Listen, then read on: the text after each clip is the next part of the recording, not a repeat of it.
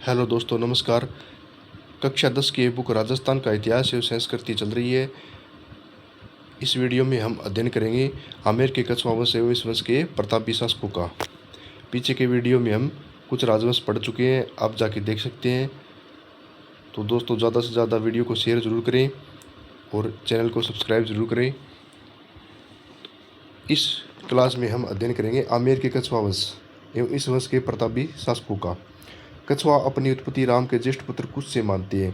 कछवाहा अपनी उत्पत्ति किससे मानते हैं? राम के ज्येष्ठ पुत्र कुश से मानते हैं। सूर्यमल मिश्रण के अनुसार कुरुम नामक रघुवंशी शासक की संतति होने से कुरुवंशीय कहलाए। कुरुवंशीय किसके अनुसार? सूर्यमल मिश्रण के अनुसार ये कहते कुरुवंशीय थे और साधारण भाषा में उन्हें कछवा कहा जाने लगा।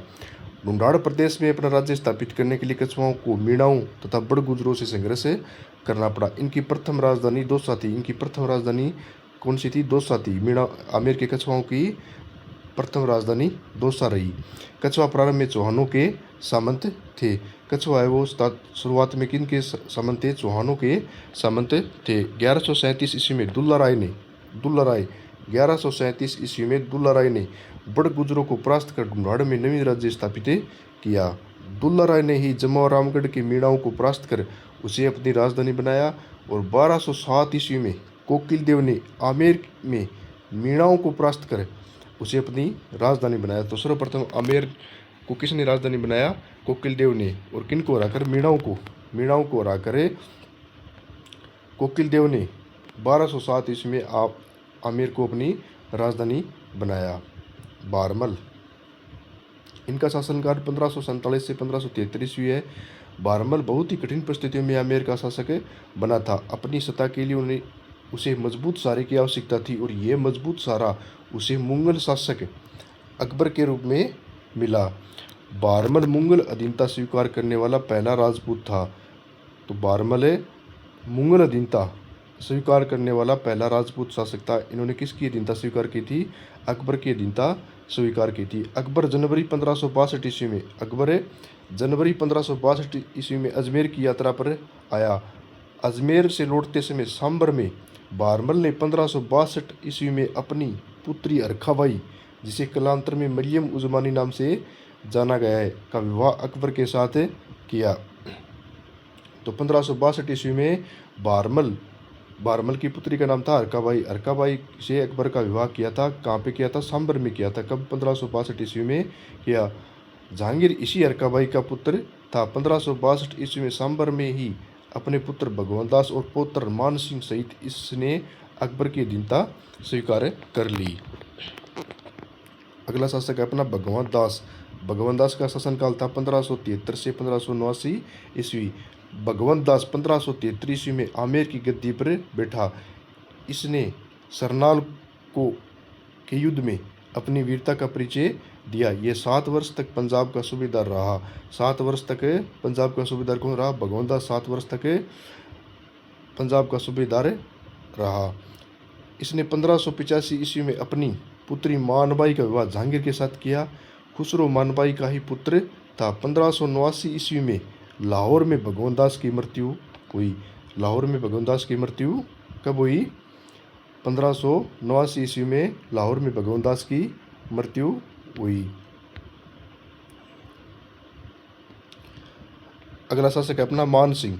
मान सिंह का शासनकाल है 1589 से 1614 ईस्वी। मान सिंह केवल 12 वर्ष की आयु में मुगलों की सेवा में चला गया था। इसने अकबर एवं जहांगीर 2 मुगल सम्राटों की सेवा की। तो मान सिंह ने एक तो अकबर और दूसरा जहांगीर 2 मुगल सम्राटों की सेवा की थी। इन्होंने अकबर के रणथंभौर अभियान 1569 ईस्वी में सुरजनहाड़ा को मुगल अधीनता स्वीकार कराने में मान सिंह की अहम भूमिका निभाई। गुजरात अभियान के दौरान 1573 ईस्वी में मान सिंह महाराणा प्रताप के पास संधि का दूसरा प्रस्ताव लेकर गया और 1576 ईस्वी में हल्दी घाटी के युद्ध में अकबर की सेना का नेतृत्व किया। ये अकबर के नवरत्नों में शामिल था। अकबर ने फरजंद बेटा की उपाधि व 7,000 का मनसब दिया।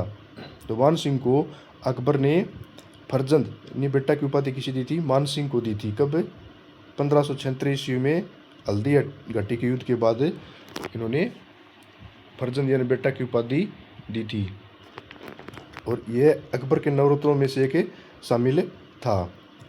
1579 में जब ये बिहार का सूबेदार था, 1579 में कहाँ का सूबेदार था, ये बिहार का सूबेदार था। तो इसके पिता भगवंत की मृत्यु हो गई। ये 1579 ईस्वी में आमेर का शासक बना। तो वास्तविक रूप से आमेर का शासक कब बना, ये 1579 ईस्वी में अपने पिता की मृत्यु के बाद ये शासक बना। मान सिंह ने 1592 ईस्वी में उड़ीसा जीतकर पहली बार उसे मुगल साम्राज्य का अंग बनाया। मान सिंह की मृत्यु 1614 ईस्वी में इलिचपुर में हुई।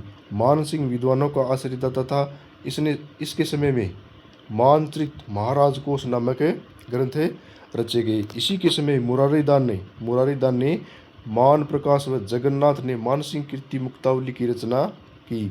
मानसिंह के समय ही रानी कनकावती ने अपने पुत्र जगत सिंह की स्मृति में जगत शिरोमणि मंदिर का निर्माण करवाया। तो जगत शिरोमणि मंदिर का निर्माण किसने करवाया था, महारानी मानसिंह की महारानी कनकावती ने अपने पुत्र जगत सिंह की याद में जगत शिरोमणि का मंदिर का निर्माण करवाया था।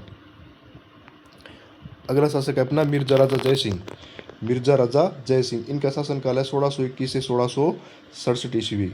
11 वर्ष की आयु में 1621 ईस्वी में जयसिंह आमेर का शासक बना। तो ये आमेर का शासक बना 1621 ईस्वी में, 11 वर्ष की आयु में शासक बना। इसने 3 मुगल सम्राट जहांगीर, शाहजहां और औरंगजेब, 3 मुगल सम्राट कौन कौन थे, एक तो जहांगीर था, दूसरा शाहजहां और औरंगजेब की सेवा में रहने का अवसर प्राप्त हुआ। 1623 ईस्वी में इसने मलिक अंबर के विरुद्ध दक्षिण पे जगाया, जहां इसने अद्भुत साहस और वीरता का परिचय दिया।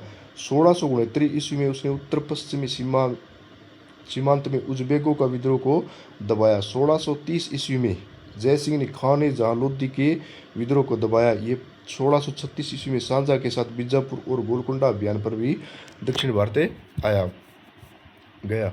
1637 ईस्वी में जयसिंह को मिर्जा राजा की पदवी देकर शुजा के साथ कंधार भेजा गया। तो मिर्जा राजा की पदवी किसी दी गई थी, मिर्जा राजा जयसिंह को दी गई थी। कब, 1637 ईस्वी में दी गई थी। उत्तराधिकारी युद्ध के समय इसे शुजा के विरुद्ध भेजा गया, जहां बहादुर शाह के युद्ध में बहादुरपुर के युद्ध में 1658 ईस्वी में इसने शुजा को परास्त किया। उत्तराधिकारी युद्ध के अंत में इसने औरंगजेब का पक्ष लिया। जयसिंह की सेना योग्यता और कूटनीति से प्रभावित होकर औरंगजेब ने इसे दक्षिण मराठों के विरुद्ध भेजा। दक्षिण में जयसिंह ने अपनी कूटनीति से शिवाजी को अकेला कर दिया और पुरंदर को जीतने में सफल रहा। जयसिंह ने शिवाजी के विरुद्ध अभियान पर जाते समय कहा था कि हम शिवा को व्रत केंद्र की तरह घेरे लेंगे। जयसिंह की कुशलता का इतना बड़ा प्रमाण क्या हो सकता है कि महान मराठा शासक शिवाजी की वह रोकने में सफल रहा, जिसे अफजल खां जैसे सेनानायकों को पराजित किया था। अंत में शिवाजी और जयसिंह के मध्य संधि हो गई, जो पुरंदर की संधि के नाम से जानी गई है। और 1665 ईस्वी में यह संधि हुई। पुरंदर की संधि किन किन के बीच में हुई थी, शिवाजी और मिर्जा राजा जयसिंह के मध्य पुरंदर की संधि हुई थी। पुरंदर की संधि जयसिंह की दूरदर्शिता एवं शक्ति की प्रकाष्ठा थी। वह अनेक भाषाओं के ज्ञाता एवं विद्वानों का सम्मान करने वाला था। प्रसिद्ध कवि बिहारी वह आश्रयदाता था। बिहारी ने बिहारी सतसई नामक ग्रंथ की रचना की थी। बिहारी सतसई नामक ग्रंथ की रचना किसने की थी, बिहारी ने की थी। किसके आश्रय में, मिर्जा राजा जयसिंह के आश्रय में की थी। अगला शासक है अपना स्वाई जयसिंह। मिर्जा राजा जयसिंह के बाद में कौन आता है, स्वाई जयसिंह। इनका शासनकाल 1700 से 1743 ईस्वी तक है। 3 दिसंबर 1688 को जन्मे जयसिंह प्रथम की तुलना में वीरता और वाक्पटुता को अधिक मात्रा में पाकर औरंगजेब ने इसका नाम क्या कर रख दिया, स्वाई जयसिंह रख दिया था, क्योंकि वह जयसिंह प्रथम से बढ़कर था। इसी समय जयपुर के सभी राजाएं अपने नाम के पहले स्वाई का पद प्रयोग करने लगे। 1700 ईस्वी में जयसिंह ने आमेर का राज्यभार संभाला। तो जयसिंह आमेर का शासक कब बना था, 1700 ईस्वी में आमेर का शासक बना। 1707 ईस्वी में औरंगजेब की मृत्यु के बाद हुए उत्तराधिकारी युद्ध में जयसिंह ने आजम का पक्ष लिया, मगर जजाऊ युद्ध में मुअज्जम विजय रहा। अतः मुअज्जम, जो बहादुर शाह के नाम से शासक बना, ने आमेर पहुंचकर विजय सिंह को शासक घोषित कर दिया तथा आमेर का नाम क्या कर दिया, मोमिनाबाद। आमेर का नाम मोमिनाबाद किसने रखा था, बहादुर शाह ने रखा था। मेवाड़ की सहायता से जयसिंह ने आमेर पुनः प्राप्त कर लिया। मुगल सम्राट ने भी इसे आमेर का शासक स्वीकार कर लिया। फर्गुशियर ने 1713 ईस्वी में जयसिंह को मालवा का सूबेदार नियुक्त किया।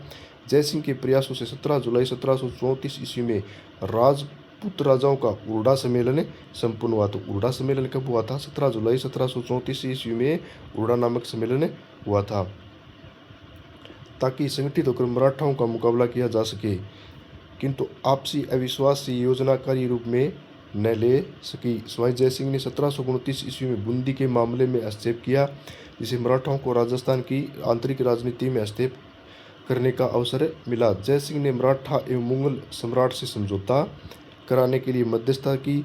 1743 ईस्वी में जयसिंह की मृत्यु हो गई। इसने 7 मुगल शासकों का शासनकाल देखा था। तो 7 मुगल शासकों का शासनकाल किसने देखा था? सवाई जयसिंह ने देखा था। 1725 ईस्वी में जयसिंह ने नक्षत्रों की शुद्ध सारणी बनवाई और उसका नाम जीज मोहम्मद शाही रखा। उसने जयसिंह कारिका नामक ज्योतिष ग्रंथ की रचना भी की थी। जयसिंह ने जयपुर, दिल्ली, मथुरा, उज्जैन और बनारस में वेधशालाएं बनवाई। जयपुर की वेधशाला सबसे बड़ी है, जिसे जंतर मंत्र कहा जाता है। जयपुर की वेधशाला को क्या कहा जाता है? जंतर मंत्र कहा जाता है। तो सवाई जयसिंह ने 1725 ईस्वी में नक्षत्रों की शुद्ध सारणी बनवाई और इसका नाम क्या रखा था? जीज मोहम्मद शाही इनका नाम रखा था। और जयसिंह ने जयसिंह कारिका नामक ज्योतिष ग्रंथ की भी रचना की थी। जयसिंह ने जयपुर, दिल्ली, मथुरा, उज्जैन और बनारस, कहाँ जयपुर, दिल्ली, मथुरा, उज्जैन और बनारस में वेधशालाएं बनवाई थी। और जयपुर की वेधशाला वो सबसे बड़ी वेधशाला है और इसका नाम क्या है? जंतर मंत्र है। जुलाई 2010 में इसे यूनेस्को द्वारा विश्व धरोहर सूची में शामिल किया गया। जयसिंह ने एक बंगाली वास्तुशास्त्री विद्याधर से एक नगर का नक्शा बनवाकर 1727 ईस्वी में आयताकार खंडों वाले एक नगर का निर्माण किया, जो जयपुर के नाम से प्रसिद्ध है। तो जयपुर का निर्माण किसने करवाया था?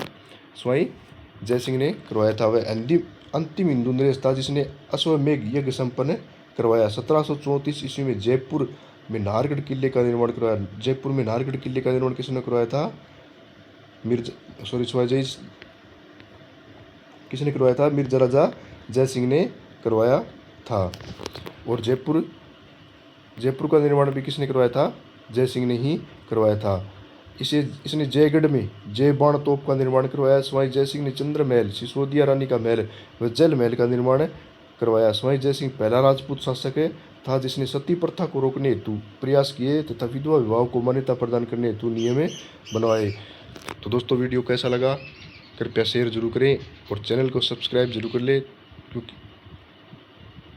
अगर आप चैनल पर नए हैं तो चैनल को सब्सक्राइब कर लें। और दोस्तों, वीडियो को ज़्यादा से ज़्यादा शेयर करें। धन्यवाद।